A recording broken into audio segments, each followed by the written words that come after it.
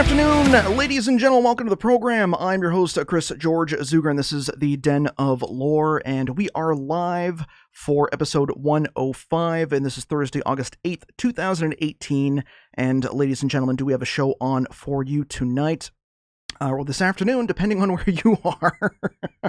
And again, don't forget to check us out on our various social media and audio outlet distribution channels, whether you're on YouTube, Periscope, Twitch TV, Periscope on my own personal, Facebook Live, Spreaker, denoflore.com's audio stream, or any of the other syndicated radio stations that we are on. And again, a quick shout out also to our friends at Copacetic Productions, who just had a very interesting 3-day festival, and I told them I would give them all the love in the world. So all you guys out there, if you were at an aptly named summer festival, it was good to see you out there, and I had a blast. And also a special thank you to our patrons who keep us on the air, keep us corporate sponsor free, and able to say whatever we want on air. Well, almost anything. You know, at least be able to keep the subject matter free and honest. And if it weren't for you guys, we would not exist. So a special thank you to you. Go to patreon.com/denoflore and support us for as little as $1 a month. And if you want to be able to get in on the after show, that'll be happening at 7 p.m. Eastern Standard Time or 4 p.m. Pacific. You're more than welcome to join us.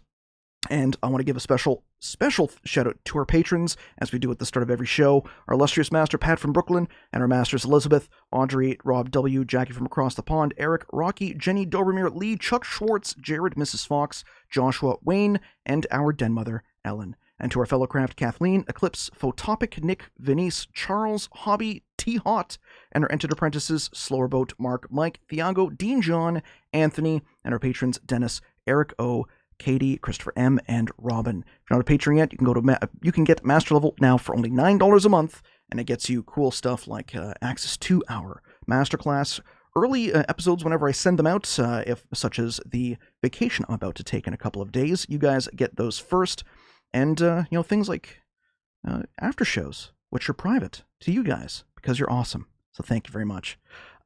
Welcoming onto the show is I'm going to say, becoming a good friend of mine. We've been on a very good clip the last little while, and I respect his work, and it's one of those things where it doesn't matter if you don't see eye to eye on everything. When the awesomeness level of the individual rises above the rest, difference of opinions doesn't matter because you just enjoy their company. Walter Bosley, how are you doing today? Doing good, Chris. It's always good to be here. I enjoy talking with you. Well, thank you. This is the third time you've been in the den, the second time on your own. Were you at that? You were sitting on that chair the last time, but you had the camera angled, so it's good to be able to see that that painting. Yeah, the one of my paintings that I collected in my traveling days, and I have several around the house. Now, this isn't the only interest you have, obviously. Otherwise, you wouldn't be here, or you would if we're just talking about art. And I haven't done this in a while, so I'd like to give you this honor, which is to read your bio. If you would. Walter Bosley is an investigator of historical occult mysteries, author of pulp fiction novels, and a screenwriter who has appeared on History Channel's Ancient Aliens. After 19 years in national security, Walter Bosley is a licensed private investigator in California, where he also runs a small press publishing company, Lost Continent Library, founded in 2002. Bosley has traveled much of the world, both on the job and off, including trips through Mexico and South America with David Hatcher Childress, whose WEX magazine has published articles by Bosley. Walter Bosley was born in San Diego, California, and attended SDSU, where he earned a BA in journalism. He has been employed by the Federal Bureau of Investigations as an inactive reserve officer in the U.S. Air Force, for which he served as a special agent of the AFOSI while on active duty, and then worked as a counterterrorism operations consultant for 6 years following military service. Bosley spends his time writing fiction and nonfiction, as well as investigating strange mysteries. In between PI assignments, the latest news about Bosley's projects can be found at the following website, which is empireofthewheel.blogspot.com and lostcontinentlibrary.blogspot.com, and those are in the show notes. Mr. Bosley, welcome to the den. Thank you. Probably the best place to keep up on my most recent stuff is in the social media, Twitter and Facebook. The blogs don't get uh, as much attention as often as those other things do. So they're still there, they're still alive, but also look for me on Twitter and Facebook. Now, you have a couple of things that are coming up, and obviously with the title is Something Big is Coming.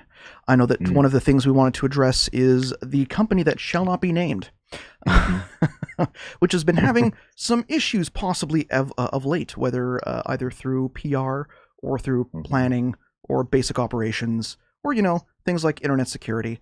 And I know that you are one of the individuals that we had on when we first dropped our big round table from last year, from that company that shall not be named, and you were the big name on that panel. And if something big is coming, like, shouldn't we get ready for it? Like, do I need to sell all my stuff? Yeah, you might want to consider like what do they do? Sell the house, get a motorhome, do all those things, because once again, it's the coming of something, whether it's the second coming of this or the disclosure coming of that. It's something's up. Never seems to happen, but it's always up. Well, it usually happens around someone's possible book release or the latest video drop or what have you, and it's and again, you have several books that are coming up as well, so I can't speak badly about that. But there's a difference between your social media hype machine, which seems to be based around actually uncovering information, versus we have some information. It's in this vial that is blacked out. And you don't know what it is, and we may talk about it soon. Whereas you're talking directly about your research going into your work. Right. Yeah. I talk about what I write in the book. I promote the fact that I have a book out, and it's specifically, the things that are in the book. That when the book's available, you can choose to get the book, and there it is. And if people want to have me on to talk about it, I go on and talk about it. But I try to.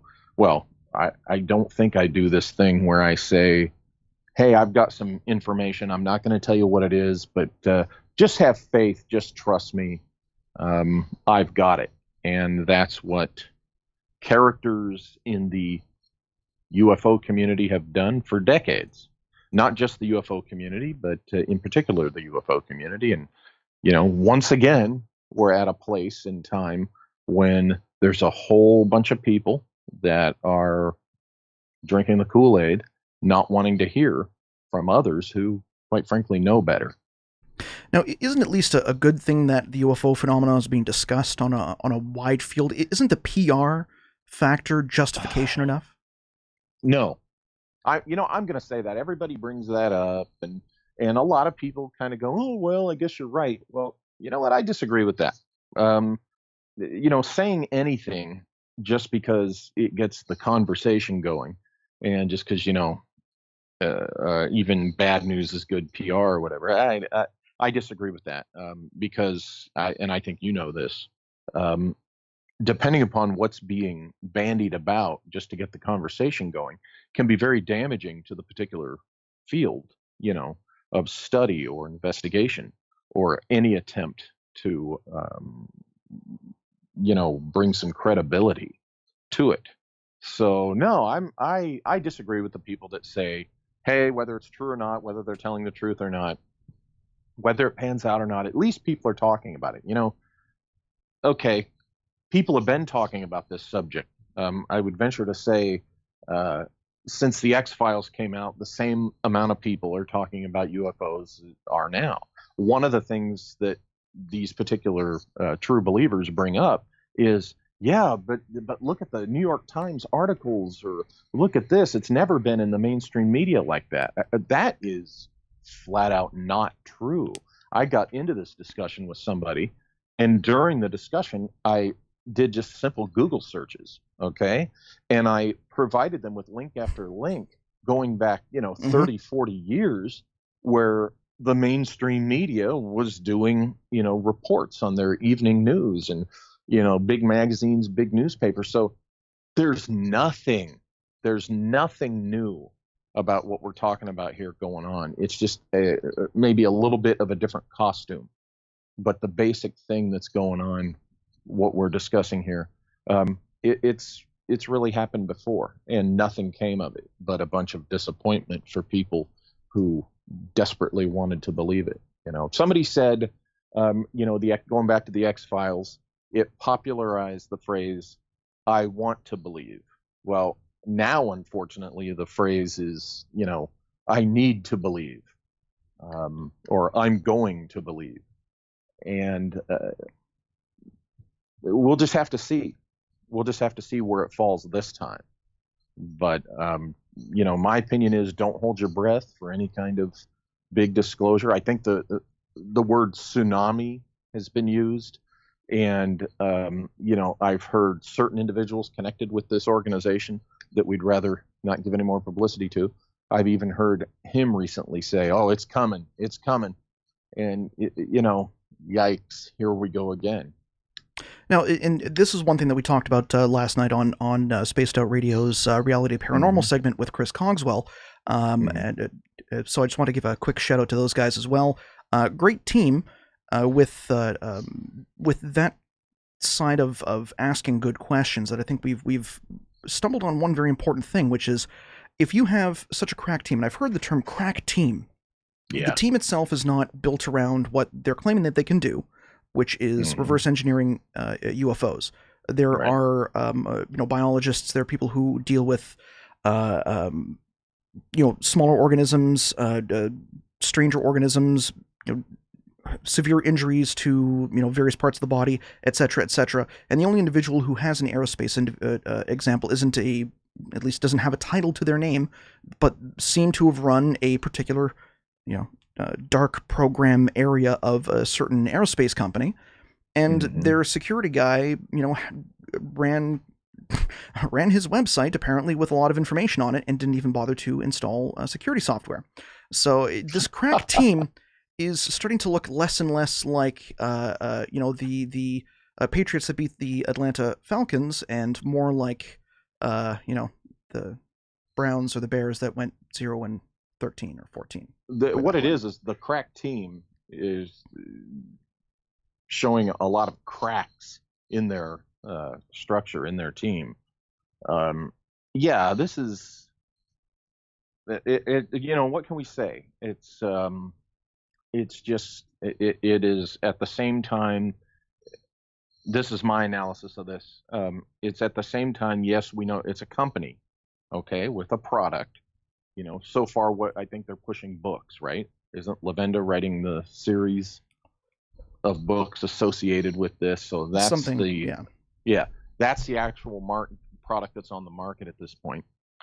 And the rest of it is just hype for something that there's no substance. And what the people who are believing it point to as substance are these questionable, reports of alleged UFO activity. And people immediately question that and point out the flaws in these things. And the believers come back and say, like we said a moment ago, well, at least it's keeping the conversation alive. So it makes me wonder, what really is the game being played here, even with the followers? Okay, I'm beginning to detect kind of a snarky wink from even the followers.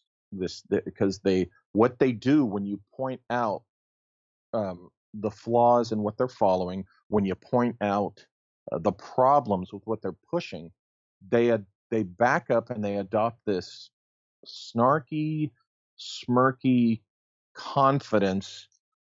And they say, but hey, it's getting the conversation going. More people are talking about it.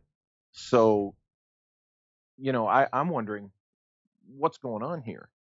Now, you have clearly the business side of the particular organization, but you also have strongly the potential for this organization being used for perception management, by particular intel agencies. Isn't it interesting that when you look at windows of time, let's go back to 2013, 14, and 15.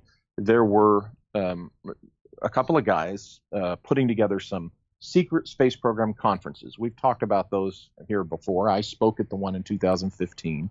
I went as a personal consultant for one of the speakers in 2014. And the speakers at those events were what you would call nuts and bolts, actual numbers, looking for documentation, kind of real world researchers. Okay. And it was gaining ground. Each year, the attendance was higher and it was being talked about, and it was approaching, the research and investigation into the idea that there's a secret space program, possibly breakaways. But it mostly focused on where can we find the actual real world evidence for secret space program. And by the time they got to 2015, you had not the organization in question, but the other one that I refer to as the circus. You know who I'm talking about, the whistleblower circus. They burst onto the scene trying to wrest the spotlight, desperately from what I call, quite frankly, the legitimate SSP, research group that was getting the attention. And then shortly after that, they were followed by the appearance of the particular organization that we're talking about. Now, then after that organization emerged, you have the president of the U.S. announcing that we're going to have a space force, which personally, nobody has to agree with this. Personally, I've written this, I've talked about it before. I think we've had this space force since the 1950s. That's its roots. And we can get in later to, no, I don't think it's like Starfleet. Okay, folks, it's not that advanced, but I think one has existed since the 50s.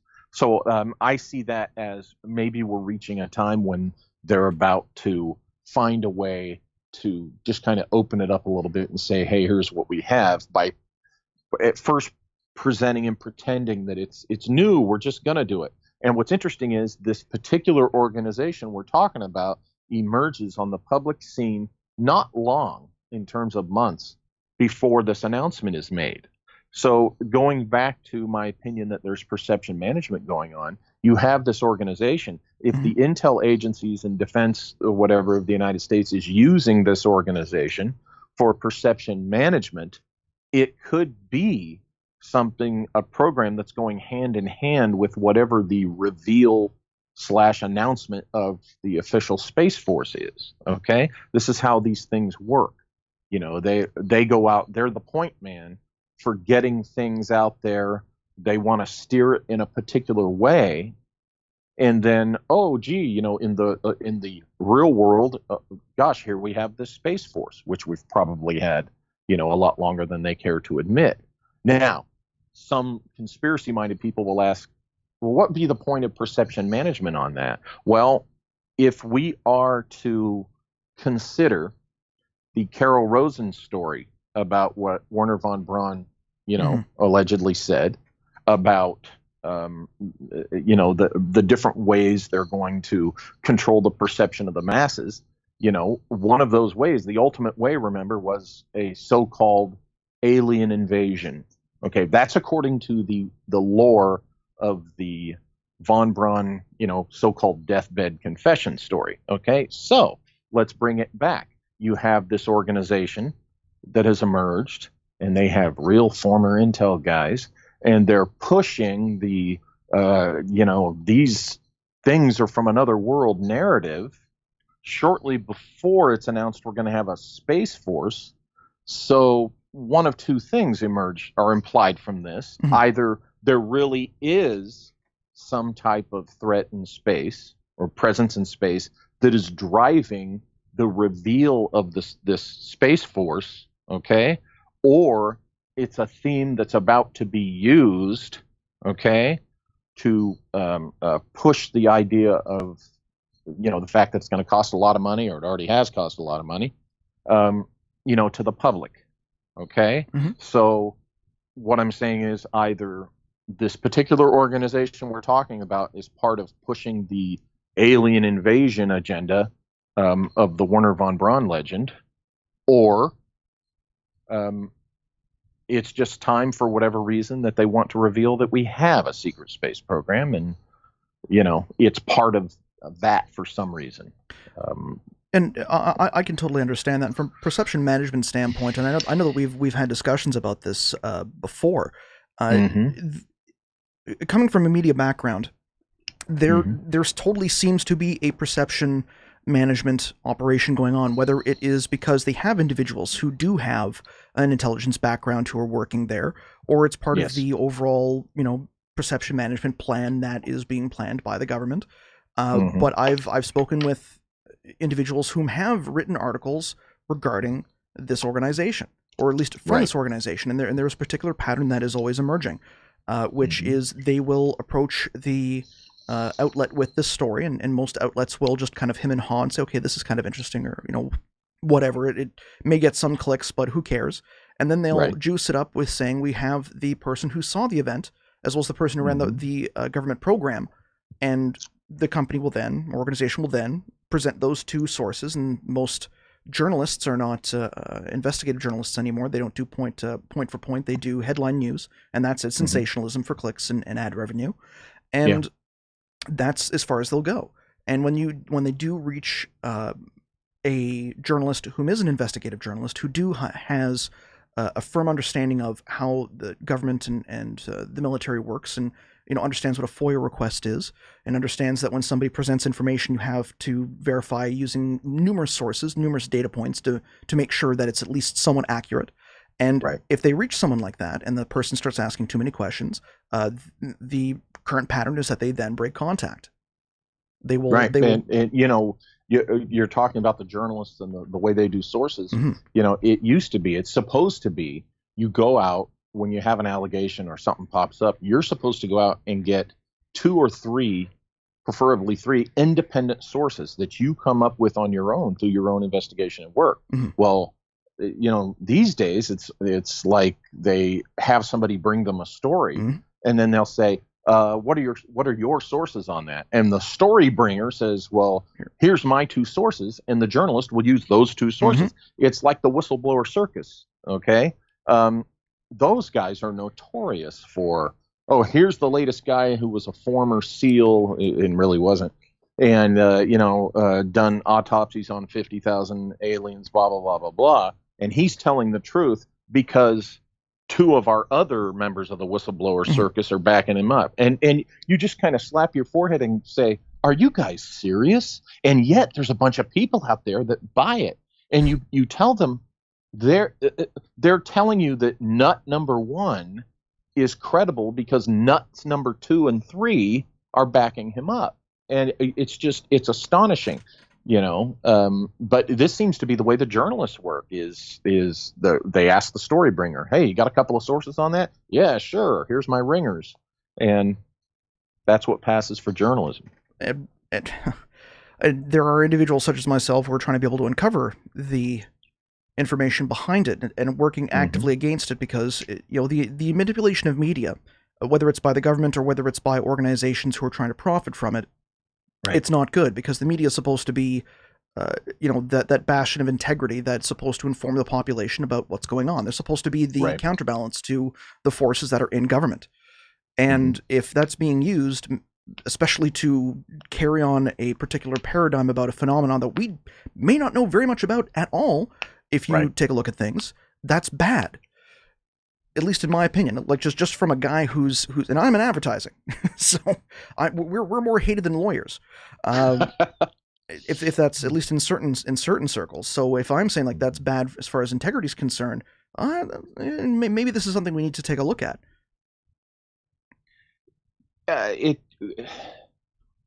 But when you try to do these things, there's you get the cacophony of all these different voices just coming at you. The people who have a stake in things being done this way, they want to drown you out. The people who want to believe what's being pushed, they want to drown you out. It's just really, you can't be that voice of caution. It seems like for anybody these days, they just want to, leave me alone. And yeah, in life you want to make your own mistakes, but you know, uh, sometimes it does pay off to maybe consider what that voice of dissent or that voice of disagreement at least is trying to tell you, and be armed with that. And, we're in a time where people just want to hear what they want to Hmm. hear. And that has infected journalism. That has infected what's supposed to be the objective source of what's going on. And I don't know if there's any going back for the purveyors of this, that we know already. Um, they might be ruined. It might require whole new sources, whole new organizations, Completely, if they can yeah. get their stuff out there. Or at least a complete change of the paradigm, because you're Yeah. potentially tearing down the way that the phenomena has been looked at for 30, 40 years. And Yeah. that's jarring to some people. It's like saying, the emperor has no clothes. Well, what I find, I'm glad you mentioned, the narrative of 30, 40 years Hmm. thereabouts. I have expressed this many times, probably here and elsewhere, that in my personal opinion, I put numbers on it. I say that about 90% of what people have seen or reporting as, UFOs is most likely some type of human technology, classified or proprietary or misunderstood to some degree. Okay. 90%, folks. That's where I stand on it. You don't have to agree with me. So, what does that leave? That leaves, in my opinion, 10% not explained by human technology. Hmm. Okay. And I absolutely am convinced that a percentage of that remaining 10%, not all of that 10%, but a fair portion of it, is probably off-world technology. It's ET technology, so to speak. Okay. Now, I look at that and I'm thinking, you know what? Despite what some guys are going to say, I am as reasonable as the next reasonable person. Okay. And if I can see this, that ET probably only explains a small percentage of all UFO sightings, then I ask you this: why do we continue to let the ET hypothesis people dominate the conversation the way we do? I know why, because people find it sexy. Right now, we've got how many generations that grew up on Close Encounters and ET? Thank you, Spielberg. You did your job well. Uh, and that's what they're hoping. They all see them. They're all Elliot. They're all Roy Neary. Hmm. From Close Encounters. They're all Mulder. Now, Um, now, to be fair, and again, to yeah, at least have seem like I don't think you're just completely awesome, and to make sure there's some impartiality and some fair and balanced sure. questions going here, Uh-huh. I'll throw you a curveball. Uh, Okay. what would you say to people who say that you having your experience within the government and within the intelligence community, and Hmm. having interest in this, that Yeah. what you're saying could be along the same lines but a different flip of the coin or a different side of the coin, where you're trying to carve out your own niche in terms of this this information or this phenomena, and that Right. what you're saying may not have any validity to it based on the experience that they've Right. had being lied to by other people. Right. Okay. Well, and that's a good question. Why would anybody trust me? I'm former OSI, for crying out loud. AFOSI, um, that just, wow. There's people with plenty of venom for that organization. Um, so how do you know I'm not part of the perception management, right? As far as I can address that this way, you brought up a good point. How do you know I'm not carving a niche? Well, one way is to look at my output, my product. Okay, I will be releasing my 10th nonfiction book later this year. Okay, um, I have, out of the 9 that I've published already, 3 of them have to do with potential occult murder and synchronicity and weird things. Okay. Um, the other another 3 of them have to do with lost cities, ancient mysteries, historical individuals who might have been part of organizations looking for lost relics. Okay, so there's 6 books not about UFOs. My first nonfiction book is about Disneyland. Okay, so there's 7 books right there, and then there's the remaining 2. Now, one of those is about breakaway civilizations. Okay, and talks about secret space program related stuff. So it's kind of a UFO book. And then the only one that you could say is really the classic UFO book is my book Shimmering Light. And I wrote that because it's my dad's personal story, and I finally had to dig in and analyze that. So my point is, and the new book is another one about the historical figure looking for lost relics. Okay, so 1 book out of 10 since 2008 is about UFOs and such. I would say the reason I went through all this, for those not familiar with my work, is, in 10 years, 10 books, and only 1 of them is about UFOs directly. So if I were trying to carve a niche, to answer your very good question, doesn't it seem like I have half or more of those books about UFOs? And here I am trying to push my narrative on it through those books. And buy my product. No, when I talk about this, it does not push my products. It, maybe 1 or 2 books touch on this stuff. So that, I think, is a good answer to your very good question. But also, I would say, listen to what I'm saying, follow up on what I'm saying honestly, okay? Don't stack your own deck where you disagree with something I say, and then I'm not talking about you, I'm speaking generically here, rhetorically. A person should not just go out and find sources that are going to agree with them to come back and say, aha, see, they said you were wrong. That's the same as the whistleblower circus using nuts number 2 and 3 to back up nut number 1. But it's a good question. You're right. Why should people trust me? That takes time, I guess. You don't see me going out there saying this will happen, that will happen, right? Or I've got a secret that, I'm going to build up your excitement about and then never deliver on that. So I don't know. I think it's just the way I do what I do that I think would answer your question. And with this, to try and tie up this theme of something big is coming, and huge, it's going to be huge. I'm telling you right now. You have something very big coming up, which you've been working on, and I know I follow your social media accounts, and I always love the little tidbits of information. And you have one of your works being turned into a television show. Potentially, yes. Potentially, it's in what they call development. The producer has purchased the rights, the television film serial rights to my Empire of the Wheel trilogy, and it is presently being developed as a TV series. They are working on the series. They're hammering out the series Bible. And they're right now working on the script for the pilot episode. Wow! And I'm very excited about this. Now, definitely for Empire of the Wheel, I don't think we discussed that the last time that you were on in great depth. And having no time to do much of anything really. You're a dad, I'm a dad. We realize that there is not much time to spend on other pursuits such as.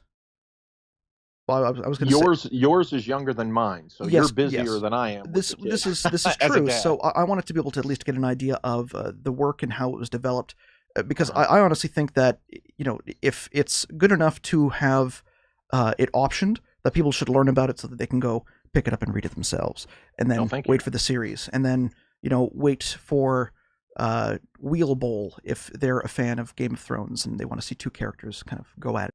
How this happened is such a deep story that it could take hours or days to explain it, which we obviously don't have. But this was something that certain aspects, certain aspects I stumbled upon. As you can tell, I'm stammering because it's where to begin, but I'll begin with I had written the Disneyland book, and I was doing some follow up on some concepts in that book. And that led me to looking for paranormal reports of paranormal activity, ghost stories, what have you, here in the San Bernardino Valley in California, which is a big part of what they call the Inland Empire. And I came across a ghost story, which was posted online by a local librarian, a lady named Ann Walker.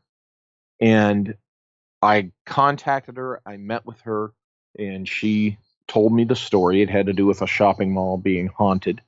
And she told me about this woman who she was convinced had been murdered, and it was made to look like a suicide, or was labeled a suicide. And she told me, go look at the news reports. It happened in 1915. And you'll see what I mean. So I did just that. I went to the special collections room of the library downtown San Bernardino, and I found the reports on the very strange, odd circumstances of this woman's death. But being, a criminal investigator, a professional investigator, I expanded the scope of this research, and I found in the newspapers that in a period of, in some cases, days apart, but for the most part, just weeks apart, that there were, in one case, it was a couple of months, but there were a total of 7 very odd and questionable deaths that went on in late 1915. And the more I looked, the more I saw the fingerprints of occult themes going on here. And the more I looked at the people who were present in the area, I found red flags, true red flags. One of which being that the first spiritualist temple, for those who don't know, in the mid to late 19th century, spiritualism became very popular in the United States. And spiritualism is what falls within the category of what we call New Age today, okay? Doing seances, having ghosts come and, tell you about grandma and all that stuff. It was very popular, but, it was taken very seriously by a lot of people. And the first spiritualist temple in the state of California was right here in San Bernardino. And it was full of prominent local folks. And it was in existence at the time of these very strange deaths. Well, that alone was interesting, but when I looked at the little occultic clues and details surrounding these deaths, and I had spiritualists there, and I discovered the presence and involvement of some of the events in the aftermath of these deaths and this mystery of a man named Walter Franklin Prince, I got goosebumps. Now, most people say, well, who the heck is that? Well, I'll tell you who that is. A decade after the events here in San Bernardino in the 1920s, we had Harry Houdini, the famous escape artist and stage magic performer, very famously go after corrupt, fraudulent spiritualist mediums. Okay. Now, there's a couple of guys, Kalish and Sloman, who have written a very good book, and others have talked about this, and I'm convinced, as an investigator and researcher, I'm convinced, but Kalish and Sloman wrote a book about the murder of Harry Houdini. They talked about how he had been an undercover operative for the U.S. Secret Service, had worked on some stuff on behalf of Request of Scotland Yard, and Houdini was investigating these corrupt spiritualist mediums in the 1920s, okay? His partner in doing this was Walter Franklin Prince, the man who was here in San Bernardino during the occult mystery that I've investigated and written about.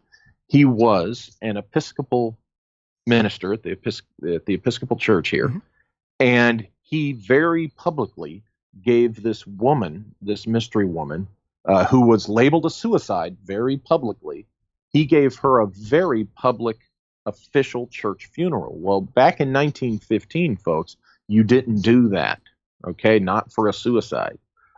My book goes into all the details why I'm convinced Walter Franklin Prince knew who this woman really was, what she really was, and that explains why he gave her this public funeral, being an alleged suicide. I think he didn't believe she was a suicide at all. And here's what's important. Within days of giving this woman this funeral, Prince and his wife pack up their belongings. He leaves the church. He leaves San Bernardino before the month is out and goes back to Boston to become the assistant director of the American Psychical Research Association, okay? For which he would be the director in the 1920s when he worked with Houdini going after the spiritualists. What am I saying? What that implied to me, which I had to find evidence of and I had to dig into, was I think Prince knew something about spiritualist involvement with these deaths, and that gave him the bad taste for spiritualists and what was really going on with some of them while he was here in San Bernardino. And I think what happened in San Bernardino fueled his fire to team up with Houdini and go after these people in the following decade. Now, that right there, all of that is just one little slice of this whole Empire of the Wheel mystery. But that's a taste of the kinds of things that I was uncovering. Now, for Harry Houdini, I didn't know that he had actually gone after the spiritualists. What was the main? Because this sounds very parallel to what we had actually talked about at the beginning of the show. What was the reason behind him going after them in the first place? Oh, they were doing things like, doing fake seances, taking people's money. This was a major racket for these folks. Okay, they were making some bank. They had they had famous clients that were either celebrities one way or another, but they had politicians in some cases. And there was even a connection to the one of the presidents at the time. So these are people that were, being like almost like the sideshow gypsy fortune teller, okay, faking. Houdini and his agents caught in the act several of these spiritualist mediums faking seances and apparitions and ghostly voices. He would catch them in the act, turn the lights on in some cases, and expose them. Okay, so they were hating Houdini because he was messing with their racket, their livelihood in this. It was interesting. He spoke before Congress. He testified before Congress on this. This actually came before Congress in 1926, summer 1926, and one of the most successful mediums at the time, outside of congressional chambers, out in the hall where other people heard this, she walked up to Houdini and said, come November, you won't be here. You won't be a problem. Harry Houdini died just days before Halloween that year. Oh, wow. Yeah. Now, he was, if I'm not mistaken, it was internal injuries right after taking a punch from a punch test. Is that correct? Yeah, he would take punches just to show how physically fit he was. He was known for this. What Kalish and Sloman have uncovered is that he and his wife got the worst of it, were hit with food poisoning after eating a meal at home. It happened also eating a meal outside the home. So the story suggests, the evidence that they were able to pull together suggests, is that somebody had been poisoning them, and there had been a change in their domestic help at home, where it's possible someone working for them had been poisoning the food. It's very interesting when you look at the details. It looks like he had been poisoned for quite a while, so that by the time the guy who gave him the fatal blows did that, it ruptured. I believe what it was his spleen or his appendix, that when he went under the knife, when he was hospitalized for the issue that killed him, that it said even in the report that as soon as the doctor, the surgeon, cut into him, the poison from whatever it was, I think it was the spleen, just gushed out. In other words, it was so filled with poison and so infected, and he had not realized that really what it was the blows ruptured all that, and that's what caused the death. And they knew. That's the implication, is that they knew that this would likely cause the death. Yeah, I'm reading just his Wikipedia article here to try and make sure that I'm looking at this, and it's not entirely clear what relationship the encounter in the dressing room had on Houdini's eventual death, as the relationship between blunt trauma and appendicitis is uncertain. One theory suggests that Houdini was unaware that he was suffering from appendicitis, which would have been clear to him had he not received blows to the abdomen. So it's like, did they know that he would take that type of hit, or that was coming, or did they just hope that he would just fall over like dead from like the poison? I said, he would do this as part of a kind of publicity to show what great physical shape he was in. He was known to do this. He would publicly take blows to the stomach, to the midriff, because look what great shape I'm in. I can take this. So here's the thing. They know he's willing to, that he does this, right? Let's say you want to kill him. Well, how could we get to him and make it look like an accident or not make it look like murder, right? Well, he does this dumb thing where he takes blows to his stomach. If we could get poison in him over a period of time, eventually when he takes these blows, we got a good chance of killing him, and no one would ever guess it was murder. So that's the theory. People say, oh, well, that's convoluted and crazy and such. Like, well, how hard would it be to poison somebody's food over an extended period of time? You get to one of their employees, right?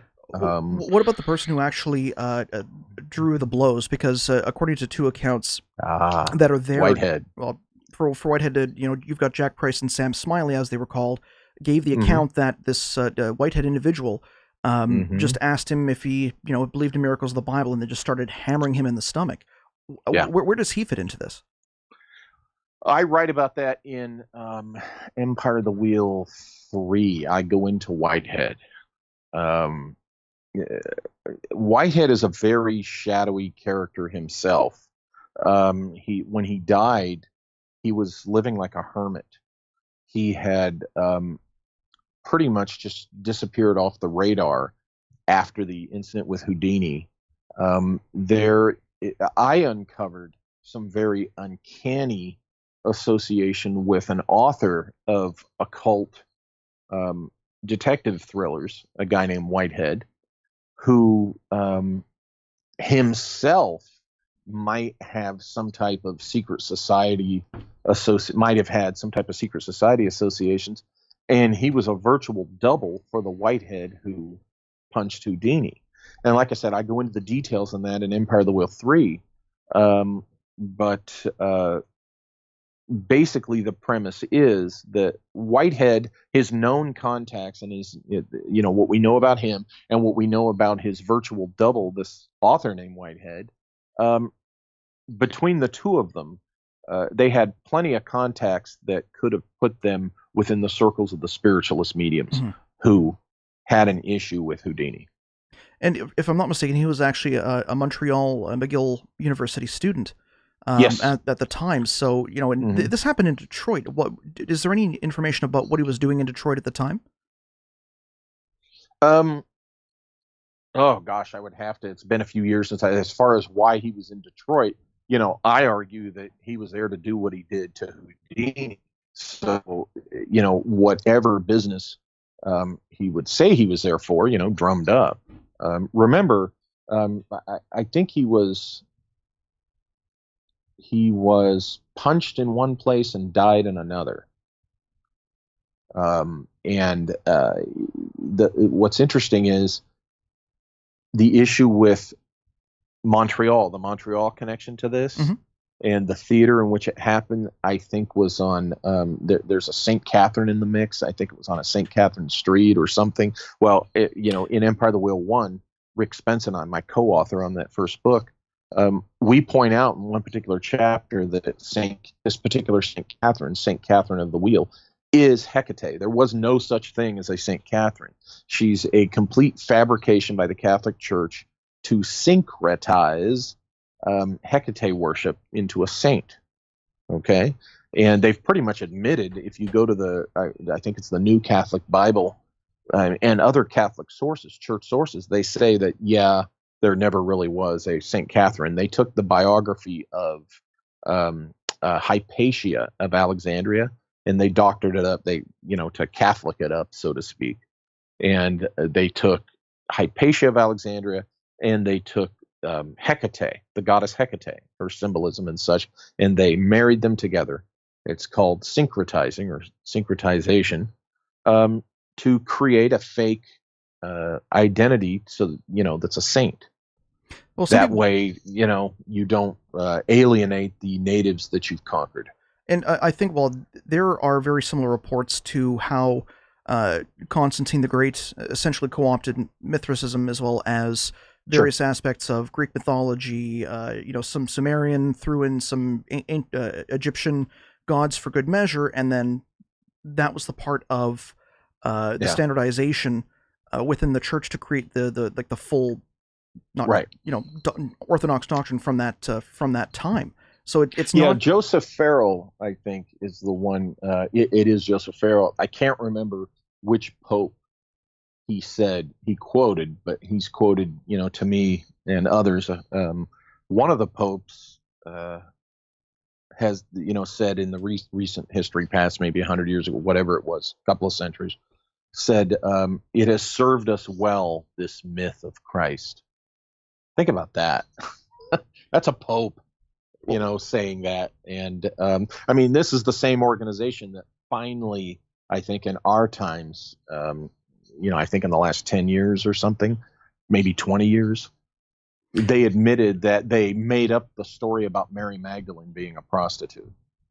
And that was to denigrate the image of her within the doctrine going forward. Exactly. Dating back to, Peter, that famous misogynist, it just cranked him up that, when Christ says she's my most important disciple, something along those lines, that just burned his tail feathers. And so, they had to keep that up. But it's that organization. Now, I think there's, I'm just looking through the comments here. We do have about half an hour left on the show, so I want to make sure that I can get to a couple questions from the audience as well. And so Houdini was the reason Dan Aykroyd's dad got into the field. So actually, it seems that Houdini was actually one of the reasons why one of our Canadian paranormal celebrities, Dan Aykroyd himself, actually got into the business. Now, I'm interested to know what connection, and I'm going to mispronounce it, Hecate. Or Hecate. Hecate. Goddess of magic, witchcraft, the night moon, ghosts and necromancy, etc., etc. Is that the same one from a Greek goddess? Yeah, she's older than Greek. She's one of the chthonic goddesses, and what you described there is just a portion of what she's been, made a symbol of. In some cases, just co-opted, but indeed, but there's more to her than that. But yeah, that's her. Now, she was also identified with goddesses such as Artemis or Selene. There are other Athena, for instance. How does this work into the the worship of her, or if this is continuing within the world at large? Is it like are they actually drawing powers from worship, or is this more of a delusion that people are just kind of doing things because they think it will work? Interesting. Let me answer it in this way. Mm-hmm. When I went into this, my view and knowledge of Hecate was exactly what you described, and that was it. She was that dark, sinister goddess of the witches and such. My view of her now, after a decade of investigation, and experiences in dealing with the lore, and her presence, thematically in this mystery. My view of her now is much more expanded and different. Look, it's like Rick and I say in the first book. It's like I continue, in the other two books.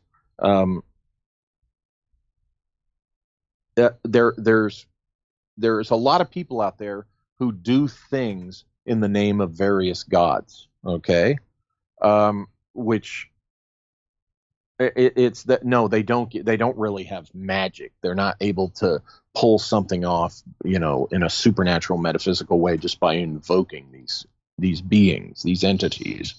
So, I think, as I say in the books, you can be a complete atheist about these kinds of things and still see that the perpetrators of these suggested crimes believed it. Okay, so there's that level.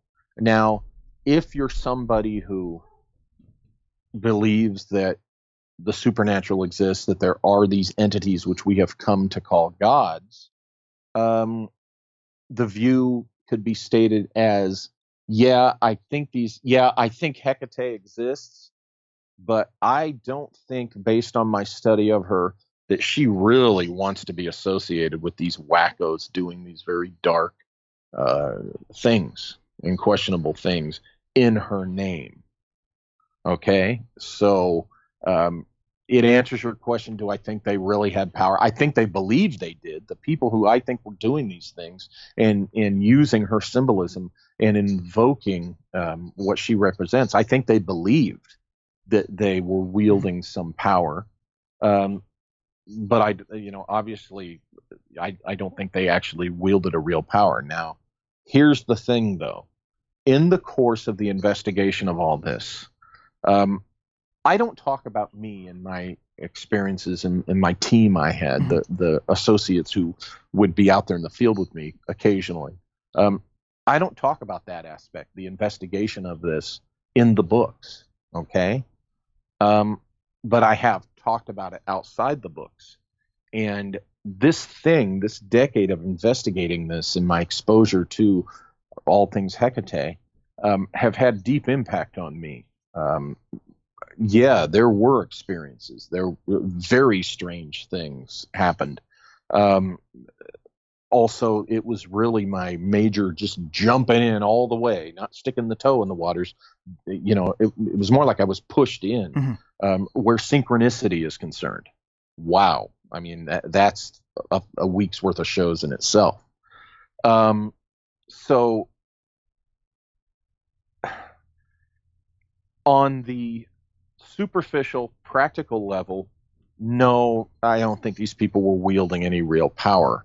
On the deeper level, do I think something's there that is potentially metaphysical or what we call supernatural or beyond what you can plainly see? Yeah, it lets itself be known. When my co-author in the first book, Rick Spence, who came to it, he lives in Idaho. He wasn't part of the investigation. He brought a scholarly contribution to it that I just had to ask him to be the co-author. He has said in other interviews and to me that he didn't really put much stock in synchronicity and things like that until he met me and he started working on the book with me. And then he began to see and experience some weird stuff himself. And still, as strange as it is and as dramatic as it can be at times, I just felt like, I don't put that in the books because the books aren't about me and what's happening to me. It's about what I'm investigating. Now, here's what's interesting, to bring it back to the TV show. They will be depicting me and my investigation. And people are going to get a little more insight into the things that I, went through that aren't in the books if, this TV show flies. So now, how has the production process been as far as collaboration between you and the producers? From someone who's seen a few TV shows and movies turned into, or should say, TV shows and movies that have been born from beloved works. And, I'll reference the Sort of Truth series from Terry Goodkind. They turned probably one of the most impactful pieces of literature, at least to my life, in the last 15 years, just from a philosophical standpoint, essentially into Xena Warrior Princess Sort of Truth. And right. It's kind of sucked. Well, so I'm hoping. Yeah. And I get what you're asking. It's here's the thing.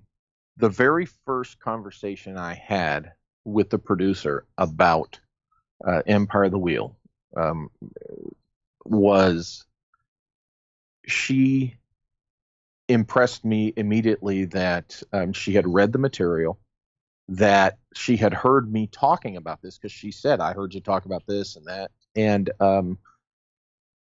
there's a particular show that I happen to love.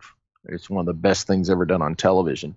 And she said, the way I see Empire of the Wheel, it should have the tone and feel of this particular show. And when she said that, unsolicited by me, my confidence level in her, kind of spiked right there, because I said, oh yeah, definitely.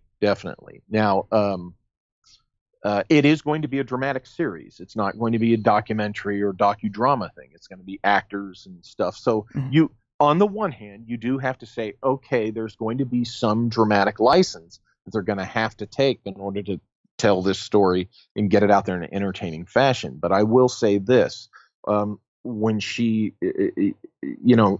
mentioned from the beginning that she thinks it should have the feel of True Detective season 1.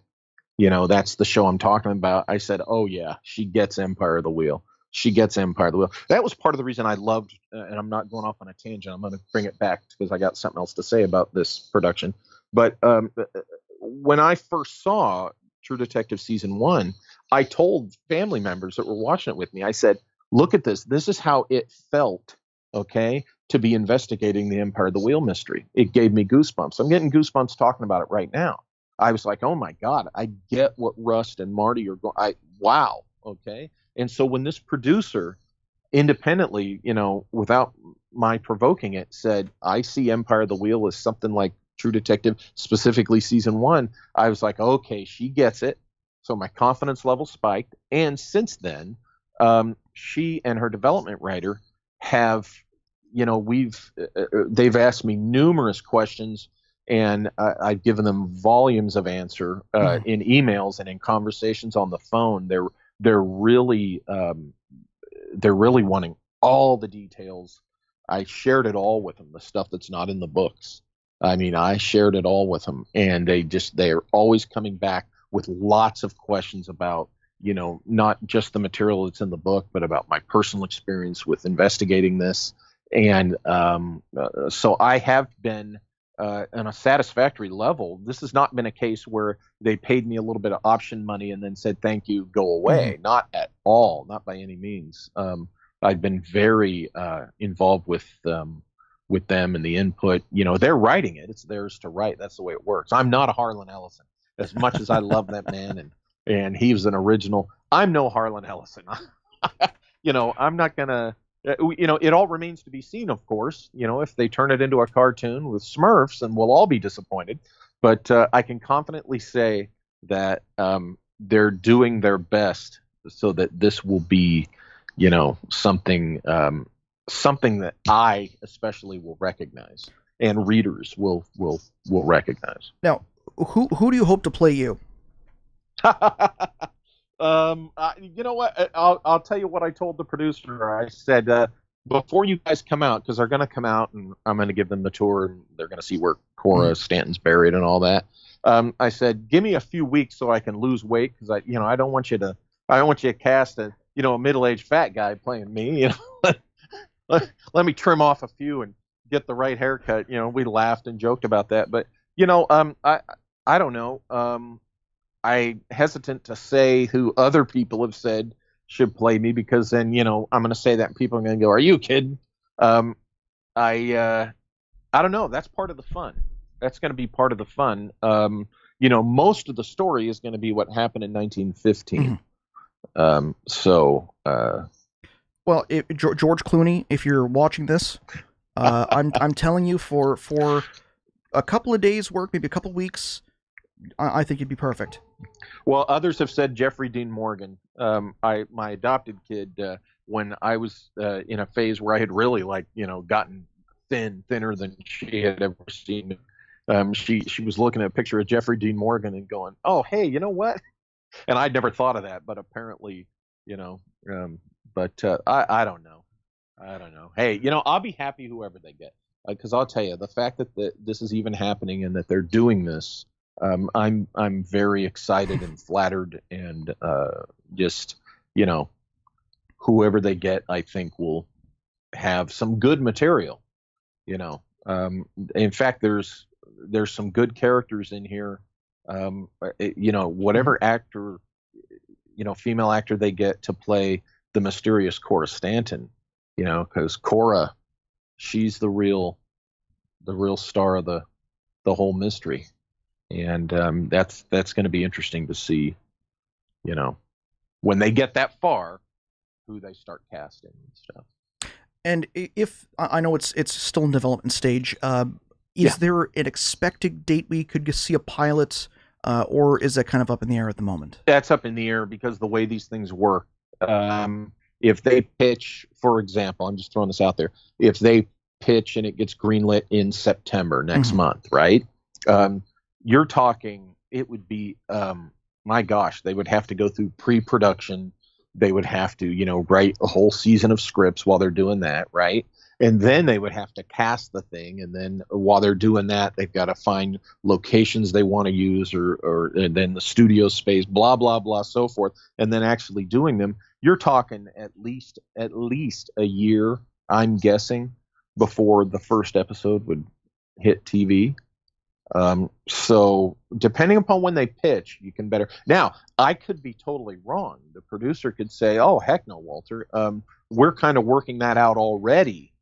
A lot of that already. So as soon as it's greenlit and we get the big chunk of money for production, we're ahead of the game." And it would definitely be, say a year or whatever. And then you got to realize whatever network it is, they have to figure out, when their open slot is and when they would want to premiere it. So, but we're talking, realistically, probably within a year and a half of when it's pitched. It's my best guess based on my limited knowledge of this. Now, you also have a new book that's going to be coming out in the near future. Can you give us a little bit of a preview about that? Well, I have a policy that I never reveal the specifics of what a book is about until I release the cover art, which is usually 2 weeks before the book is released. But I can say it's the fourth in the Secret Missions series. It is about another historical figure, about whom I'm finding things I never knew, that within the context of this particular series of books suggests to me that there was more going on than history usually likes to point to. And, maybe some doozies in there that will be my famous speculations I like to throw out there on the limb of speculation. I will say that this one has the feel that my Secret Missions #2 about Sir Richard Francis Burton, when I was researching that, this one's feeling like that. And that Burton book is my favorite of the series. I like them, but that one I really, and it's just a real big piece of meat to gnaw on, and this one's really this one's I'm really energized at what I'm finding as I pull these threads. So now for the final segment, we've got about 15 minutes or so left. Okay. This question is coming in from one of my dear brothers, Stephen Dieter, and he actually studied Houdini as a child, which is pretty cool. Probably one of the reasons. And I think he probably knows your work. So it's like, Stephen, hope you're doing well. Hope that mustache is as fantastic as ever. Presuming the United States Space Force has an acceptable mandate and acceptable concept for whatever its order of battle will be in terms of troops, equipment, and so on, by what means will this force be measured, at least in your opinion? Armies are usually measured by themselves in battlefield standards and by their performance on the field against their adversary. If the USSF is the USSF going to be measured against the CISSF, the Martian SF, the Vulcan SF, and where is the funding and technology going to come from, do you think? The funding, usually comes embedded in. Look, Catherine Austin Fitts has done a lot of great work to, to explain that the Secret Space Force, Secret Space Program is probably one of the, if not the best explanation for these stories we've heard for 40 years about toilet seats that cost $5,000 and crescent wrenches that cost $15,000. Obviously, the toilet seat and the crescent wrenches didn't cost that much, but they were embedding the cost for some type of classified programs or program within mundane objects. Okay, so the funding is, look for things like that, or go look at Catherine Austin Fitts' work on this. This is the kind of thing that made her a believer in the idea that there, is a secret space program, possibly a breakaway civilization, is when she started looking at stuff like this. Now, the technology, I would argue that the technology, remember, everybody gets this idea that it's going to be some Starfleet level stuff, or that it is Starfleet level stuff. No, it's not. It's probably technology that's not that far ahead of what we know we have in space right now. I argue that our interplanetary craft, let's call it that, are probably closer to a naval submarine than people have probably imagined. Think about it. A naval submarine, they've been doing submarines for 100 years pretty expertly. And what that is a self-contained, with life support system craft that operates in a hostile environment. Well, think about that. If you want to look at interplanetary vessels like that, then the U.S. Navy and other navies of the world, any navy that's had a submarine fleet, has been doing spaceships for a century now. All you got to do is put it up there instead of under the water. So I really am vehemently opposed to this ridiculous notion that the secret space program is or has to be, supplied with these Starship Enterprises and this ridiculous, 5 centuries down the road technology. That is ridiculous. It's probably technology you would recognize, just a little more. When I say a little more, I'm talking, somewhere around 50 years, maybe 100, advanced beyond what we're using that about.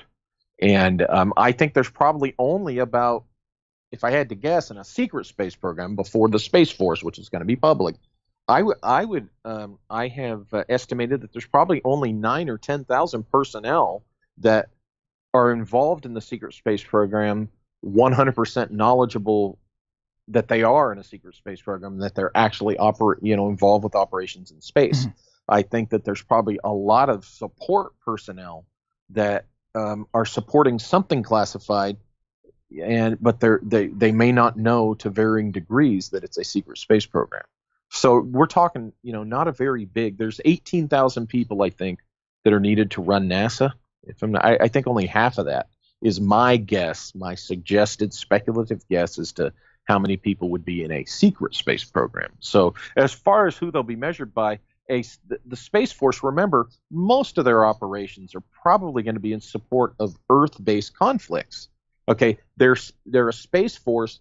That's where they're going to be based. Okay, that's where their operations will be focused, in and from space. What does that mean? If you need a force to get from here to the battlefield on the other side of the world fast, you're going to send your space-based guys because they can be there in minutes. Okay, and they can strike from above. Okay, so the Space Force, I know, and I have no problem with this. I'm sure there's somebody out there. I think there's probably some threat out there, but let's remember that a lot of the application we're going to know about initially and see is going to be how this Space Force can support ground operations in Earth-based conflicts. fascinating, and thank you very much for answering that. This last question, Lee, I know you asked too. One was at the beginning of the show, so I'm going to make this a dual one. Do you think that the government actually has a Richard Dean Anderson-style Stargate program? And second part being, what do you think of the Die Glocke and the Germans' anti-gravity technology, or supposed anti-gravity technology? Real quick, Die Glocke, the bell, and I've written about this in my book Origin.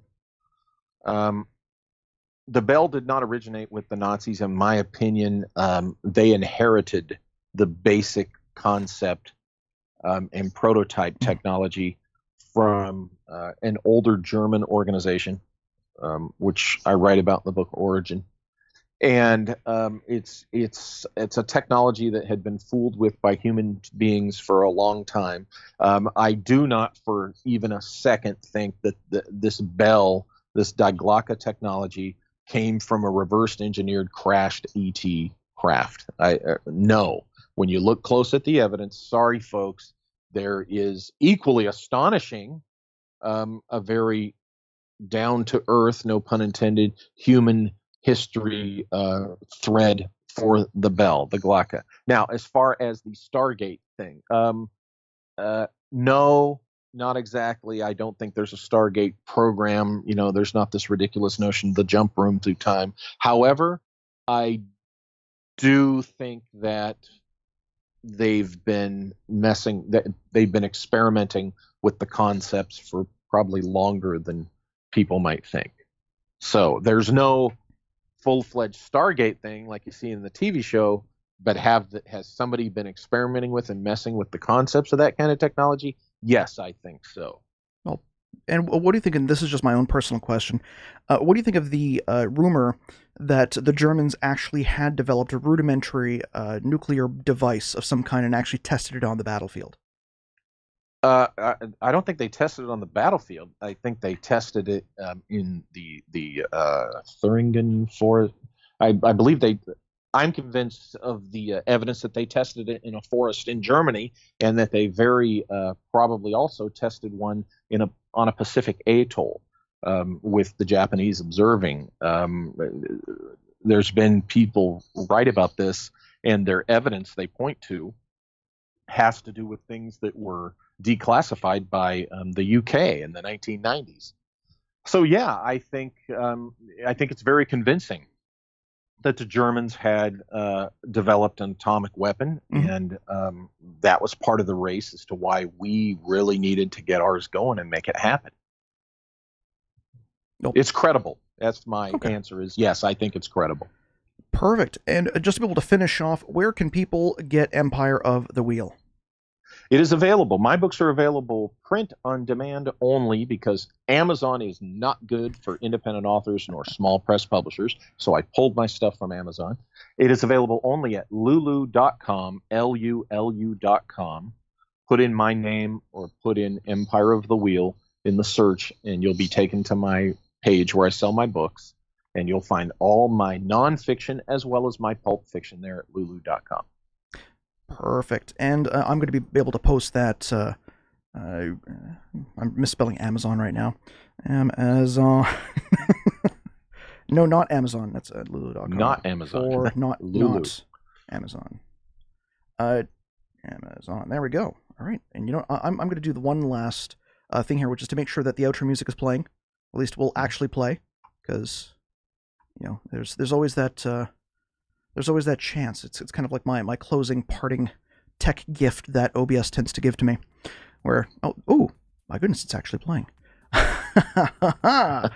Walter, I wanted to thank you again very much for joining us on the program this afternoon, and for just being awesome and being forthright with your answers. Oh, thank you.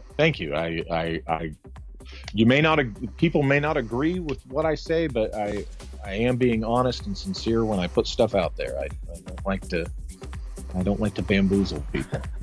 And that's appreciated. My name is Chris George Zuger. This is Den of Lore, episode 105, Thursday, August 8th, 2018, with none other than author, screenwriter, and all-around swell chap, Walter Bosley. ladies and gents, if you are master level or above, you know what, we're going to take a little bit of a short break, and then we're going to get into the after show. That'll be in about 7:30, and then after that, from 8 o'clock on, we have this month's masterclass, and it's a secret one for you guys, so you might want to stick around. Ladies and gents, my name is Chris George Zuger. Stay thirsty, my friends.